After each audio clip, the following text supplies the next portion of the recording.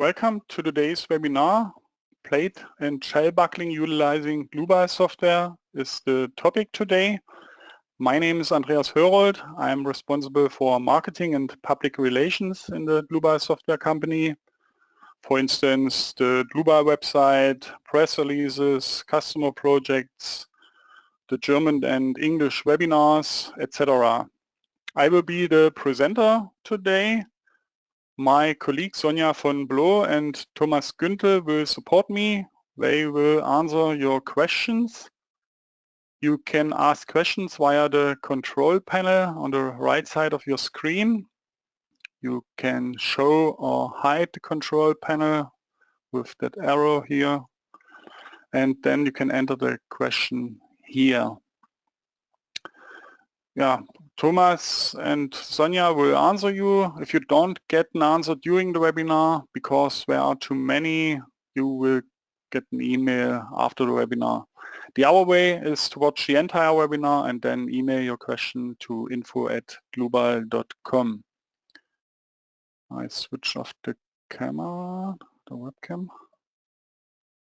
Okay, then you can see the full screen.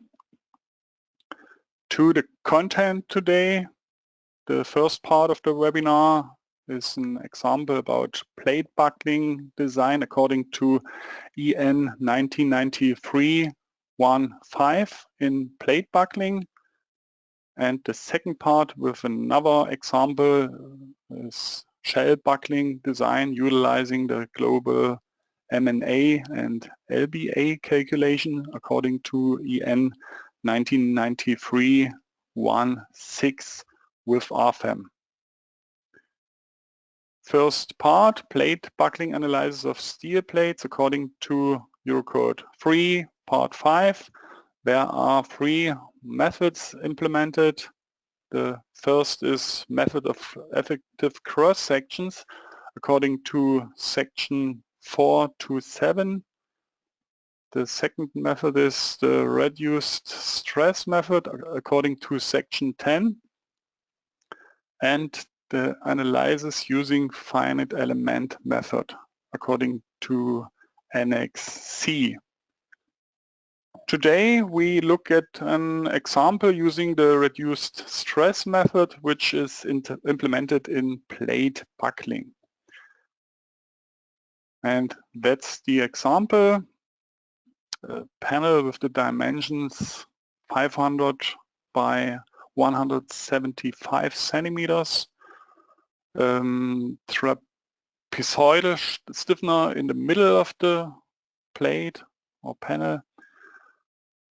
Material is steel S355 and the thickness of the plate is 14 millimeters, and there are compression stresses and shear forces.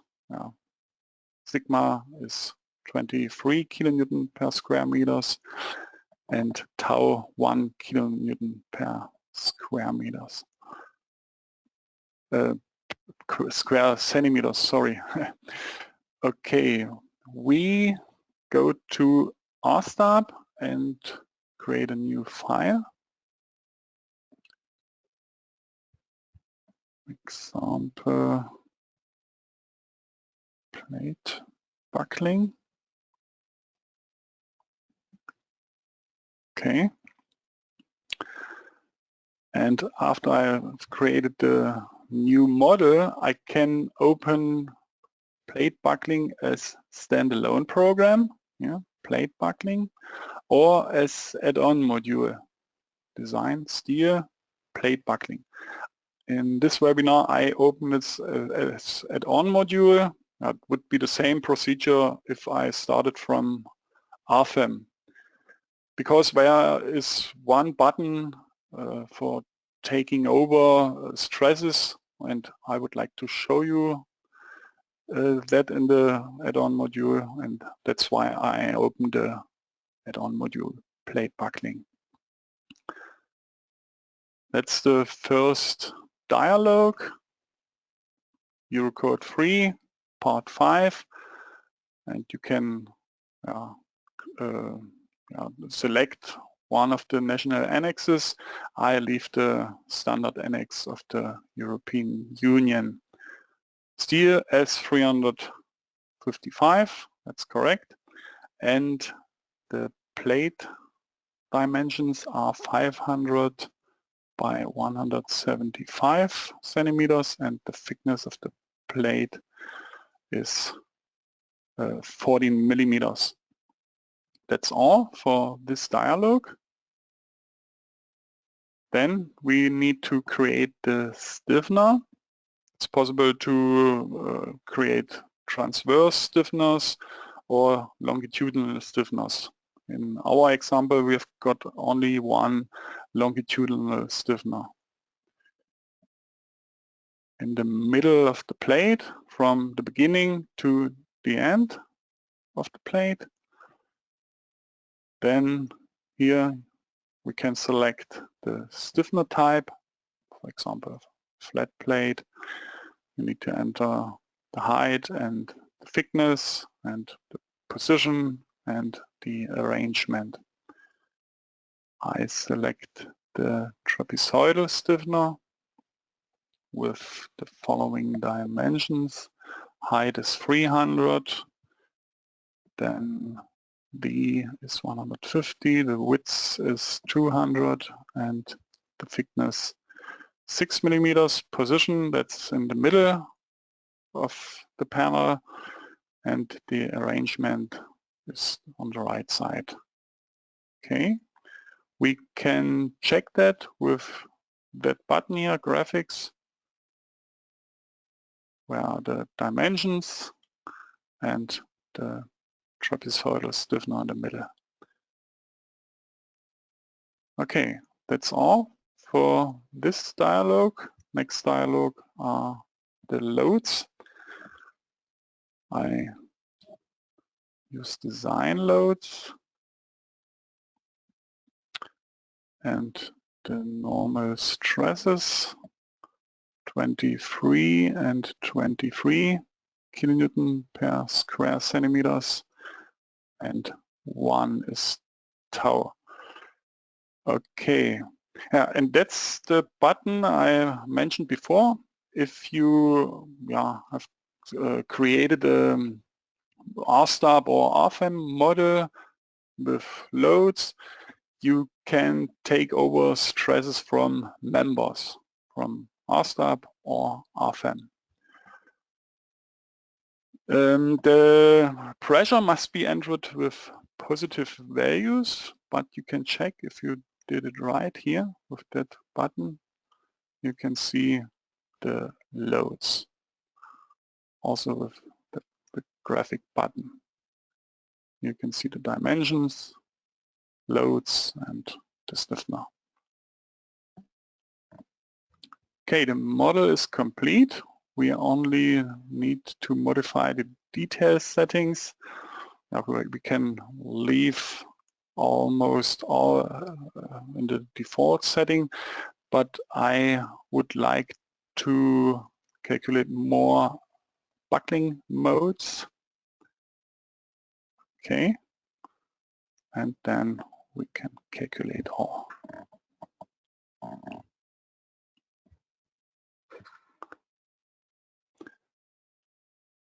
So now the program calculates 20 buckling modes, and the first buckling mode, there's an overloading. The design ratio is 105%, but as you can see in the graphic, it's a buckling mode for a single panel, not for the total panel.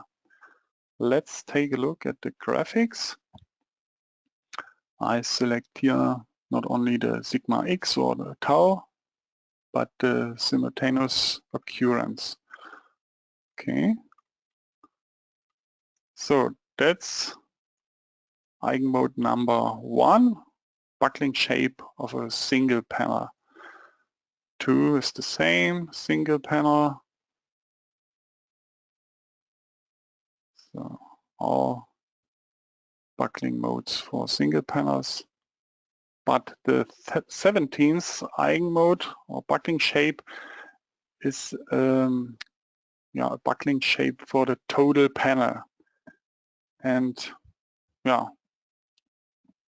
that's why we can use that for our design. So I leave the dialog.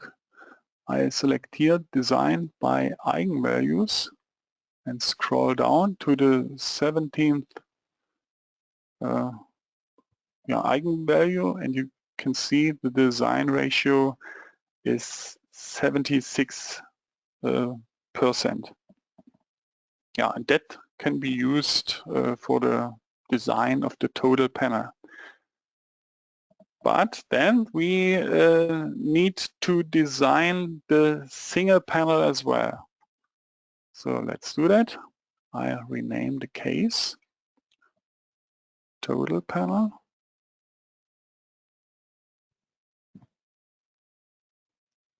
Okay. And I create a new case, single panel.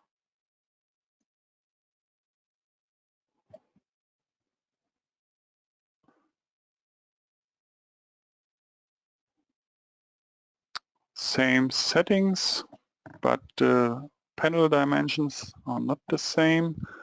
500 by 72.5. Thickness is the same. So next dialog, no stiffener. Same stresses, we have got only compression. So I call it also design loads.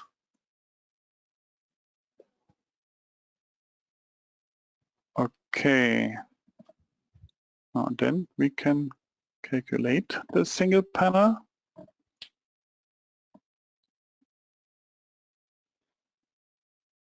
Okay, design ratio also 90%, and the whole panel is designed.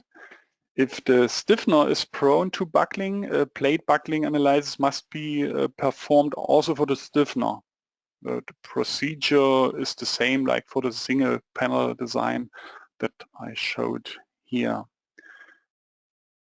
But I switch to the total panel. Now, sometimes it's quite difficult to see what's the buckling mode for the total panel. And as an alternative, it's possible to design the total buckling panel by using the analytical calculation method for determining the critical plate buckling stress described in Annex A. The requirements are met. We have longitudinal stiffener in the buckling panel's compression zone, and that's why I copied the case Annex A.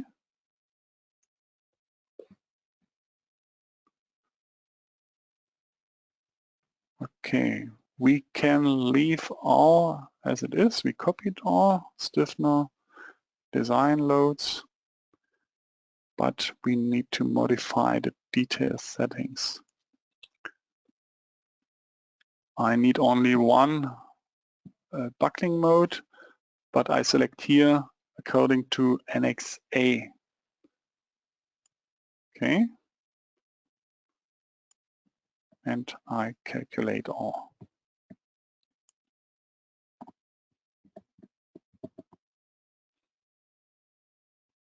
Okay, the design is fulfilled. We have got a design ratio of 93%. Now for the case A, we got a design ratio of 76%. Now, but in that case, the alternative design for the total panel would be also okay. Yeah, that's all to the plate buckling. I turn back to the PowerPoint and we come to the second part of today's webinar, the plate buckling analysis of steel shell structures according to Eurocode 3, part 6, where are also 3 methods integrated. First, the stress-based plate buckling analysis. It's a simple application for expert engineers. There are low requirements for computer technology. Often the calculation is done by hand formulas, and but economic results are difficult to achieve for load situations significantly differing from conventional buckling shapes. The second method is the plate buckling design by global numerical M&A LBA analysis. There's more background knowledge for shell stability required, and there are also higher requirements for the computer technology.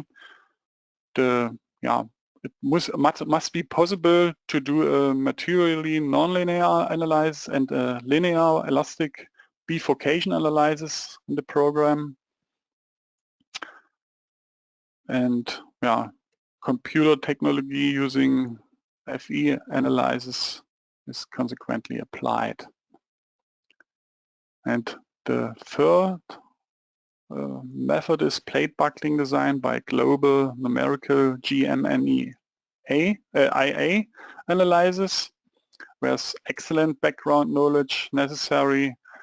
You need to apply the correct imperfections, and it's not too easy. Considerable requirements for computer technology and difficult application in real design situations. In today's webinar, we use the method in the middle. That's the example.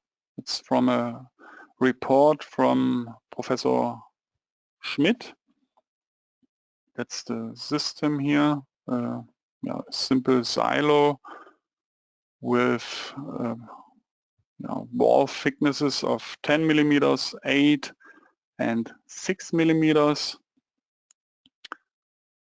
The load is a accidental loading. QD is 8 kilonewton per square meters. It's the difference between the outer and inner loads. We enter only the silo walls, including boundary conditions for shells according to table 5.1. Okay, let's take a look at the next slide. We start here with the analysis. At first, the elastic critical buckling resistance ratio must be calculated, RRCR. We do that by an eigenvalue analysis in RFEM. Then we see equation 8.24. If it is not possible to do an M&A calculation, it's allowed to derive the plastic reference resistance from a linear shell analysis. That's the text from the code.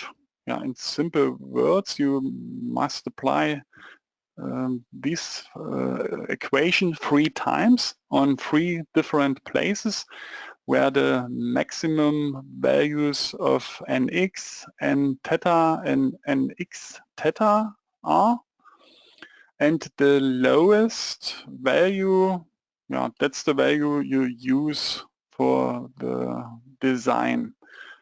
Sounds quite complicated, but we do that this way. I don't do that this way anyway. We use the materially nonlinear analysis in RFEM. Before we go to the other equations, I start with RFEM. I enter the silo circle via center and radius. Radius is 5 meters. Okay, and then I copy that circle 1 times in minus 3.5 meters. And here I added the expanded settings. I would like to create a new surface between the selected and the copied line. Okay, then the surface is created. I only need to adjust the settings here. Standard. Steel is correct, S235, but the thickness must be 10 millimeters. Okay, copy the line again. Edit the settings here, 8 millimeters.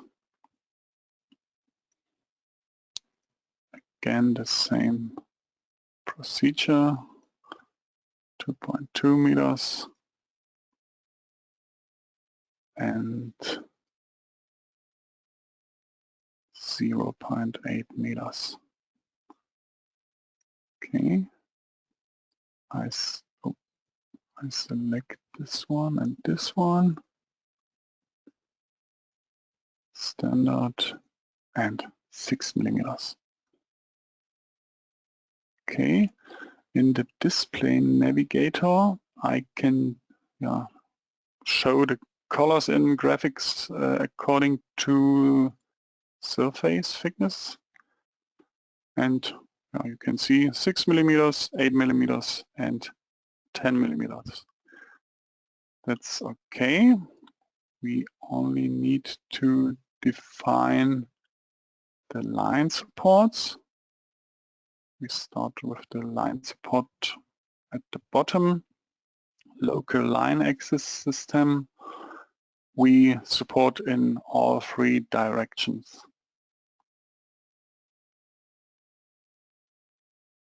Okay, and on the top of the silo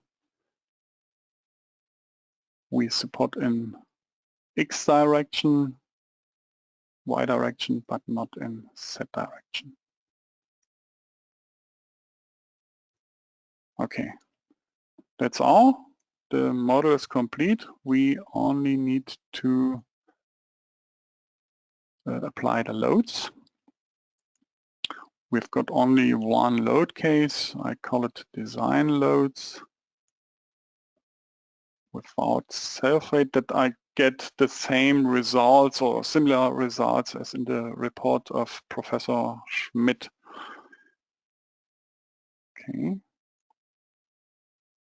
In Z direction, that's the axis of the surface, uniform and 8 kilonewton per square meters. Okay. So, and a linear in Z load. The value 8 is here and the value 0 is on the top. Okay. That's the triangular load. So now all is complete. The model, the loads, and we can do or run the eigenvalue analysis. We open the add-on module of stability. Now we can leave our settings as they are and calculate at the first 4 eigenvalues in that case. That's the default setting, but we need only the lowest eigenvalue.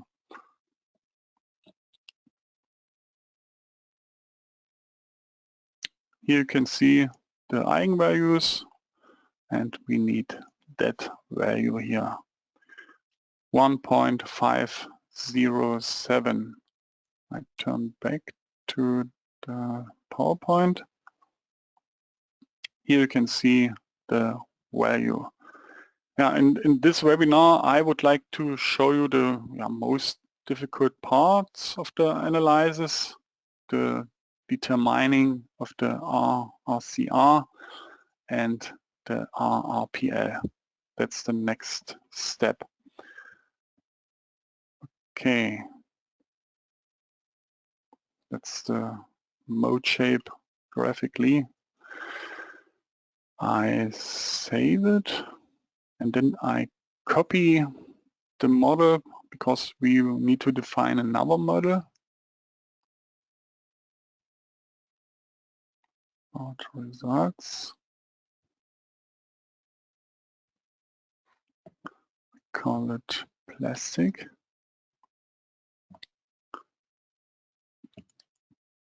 Yeah, we need to define another model because that's another model because I changed the material settings. That's why we can't do that in the same model, as the two calculations. Now I deleted first the stability data and change here the material settings. I select the isotropic plastic 2D, 3D. Yeah, you all know the stress-strain diagram with the elastic behavior and the plastic behavior of the steel. Okay. For this material model, the RF-MAT-NL add-on module is required. It's important information. So what we do now, we change the calculation parameters here at the top, on the top.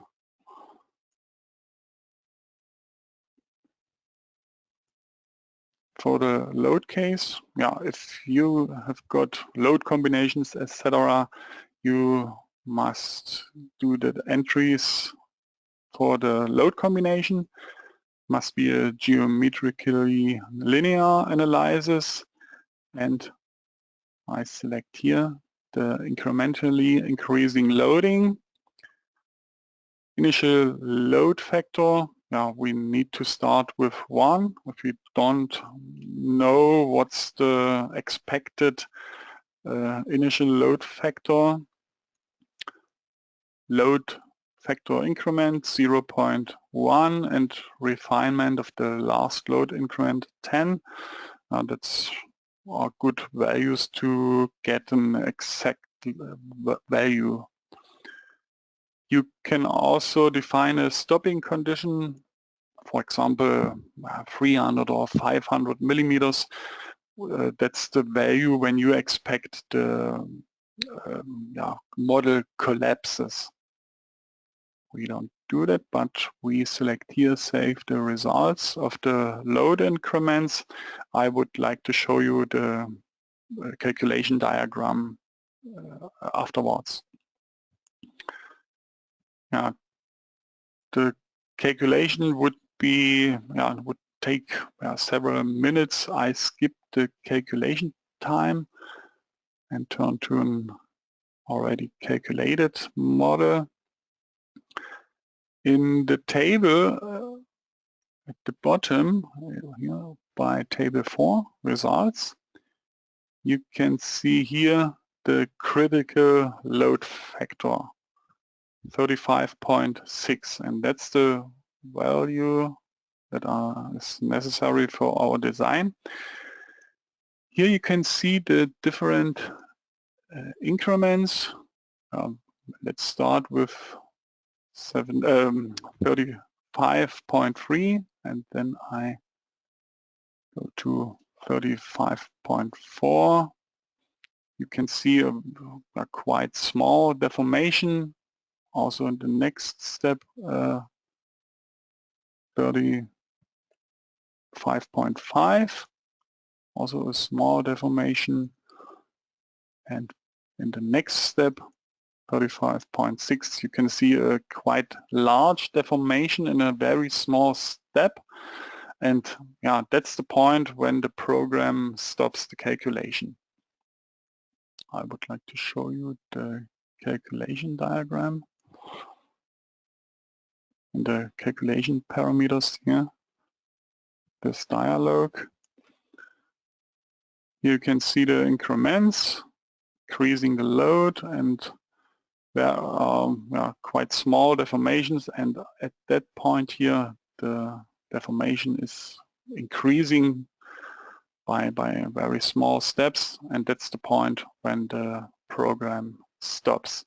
You can also print that diagram in the printout report. Okay, that's our value, 35.6. We turn back to the PowerPoint slide. That's the value, and when you got both values, you can calculate the overall relative slenderness. I have written down the equations here from the code. Lambda cross OV means overall, the whole structure. 4.86 is the value. Then the circumferential elastic imperfection reduction factor according to table D.5. It's only valid for circumferential buckling. To take over this value here. For other buckling modes, that's another equation, but it's in the code. I show you another example on our website. There is the alpha calculated with an equation. Then the plastic range factor, beta 0.6. Plastic limit relative slenderness, lambda cross P. It's smaller than 4.86. We've got pure elastic plate buckling. Some hint, you can download these PowerPoint slides, also the models from our website after the webinar. At the end of the webinar, I show you how to do that or how to find that. Then, because it's pure elastic plate buckling, we must calculate the buckling reduction factor according to equation 8.15.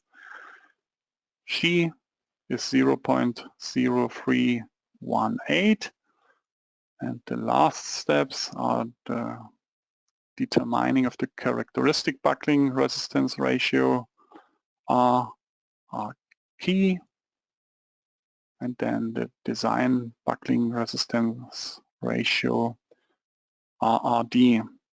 It's 1.03, and the design is fulfilled. Here's the link to another example on our website.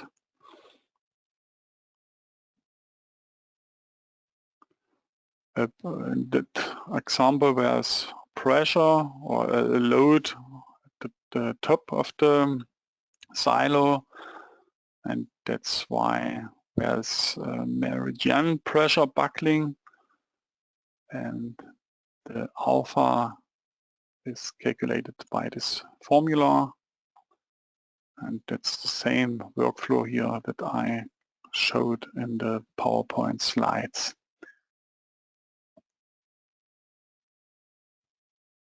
Okay, now I think that's not too difficult to apply these equations. The most difficult part is the determining of RRCR and RRPL, but that's what I showed you in this webinar. Okay, that's the end of the part 2. That's the bibliography, Eurocode, the parts, and the report of Professor Schmidt. At the end, I would like to introduce you the free online services on our website. Please use that. For example, our GeoZone tool with the snow, wind and seismic zone maps. You can quickly find out what the correct values are for the special place. The cross-section properties, you can also define parameterized cross-sections and find also data of cross-sections from an extensive section library. Then the FAQ and knowledge base with a lot of valuable articles. The models to download, there are about 1,000 models on our website that you can use for exercises or for your projects, etc. Then the YouTube channel with the free webinars and the videos. Our web shop is with prizes. You can download the trial licenses of, for example, RFEM and RSTARP with all add-on modules. The standalone programs, plate buckling, for example, and shape fin, craneway, our wind simulation, etc. If you haven't already registered for our newsletters, just register on our website and then you get information about upcoming webinars, videos, online trainings, or news about our software. I would like to show you how to find that's our homepage, the slides, etc., news and events, webinars. In the next days you will get a link with that leads to that page here, and then you will find the recording here on that place. Before the webinar I already downloaded or uploaded the presentation slides here and the model files. Also here you can see already the silo. Okay, then we are at the end of the webinar. I switch off on the webcam again. Thank you for your attention. Thanks to my two colleagues for answering the questions. When you close or leave the webinar, there's a small survey. Would be very nice when you fill out or answer the short questions. It's quite important for our quality management. Please note that the worst score is 1 and the best score is 5. Maybe we can see or hear each other in another webinar. I wish you a nice rest of the day and bye-bye.